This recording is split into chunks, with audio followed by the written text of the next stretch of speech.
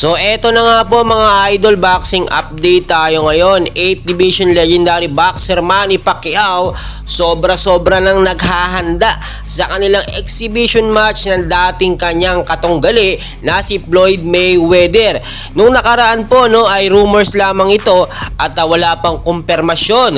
Pero matapos nga po maglabasan ng mga balita at mga kumpirmasyon na totoo talaga yung kanilang magiging big match up exhibition match dito nga po sa darating na December 31 na gaganapin nga po sa Japan, ay marami ngayon talaga ang nagbibigay ng kanilang suporta sa ating pambato at 8th Division legendary boxer na si Manny Pacquiao.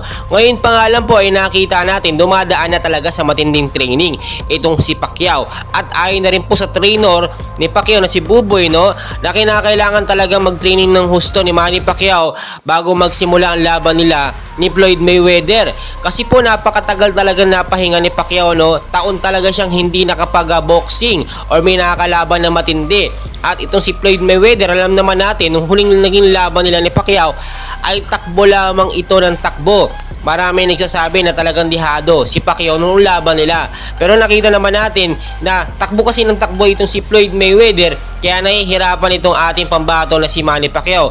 So naging lesson learned na yon at hindi na po mauulit yung ganong takbo-takbo system ni Floyd Mayweather. So ngayon po nakita natin, pinakita na sa media or sa publiko ni Manny Pacquiao ang kanyang puspusang training. Hindi po basta-basta training ito, kasama po dito ang kanyang balanced diet, ang kanyang everyday ehersisyo, ang kanyang mga pagdidisiplina sa sarili, at syempre yung pagbabawas ng timbang. Itong si Floyd Mayweather, alam naman natin halos kaidaran lang din ni Manny Pacquiao at puro pagpapasaya lang sa katawan at pagpaparaya lang or pagpapasapa lang sa kanyang pera ang ginagawa. Ngayon makikita talaga natin na parehas na mga paritiro na ang dalawang boksingero na ito, kaya good choice din na magkaroon sila ng exhibition match, which is inaasahan na rin ng mga fans. Ngayon talagang dadagsa po ang mga pustahan or ang suporta sa ating pambato at 8th Division legendary boxer na si Manny Pacquiao kumpara dito kay Floyd Mayweather. So yung nakita natin noon na pagkapahiwatig or pagkaparamdam ni Floyd Mayweather kay Pacquiao ay totoo pala talaga. Marami ang hindi naniniwala kasi nga naman daw etong si Pacquiao ay paritiro na.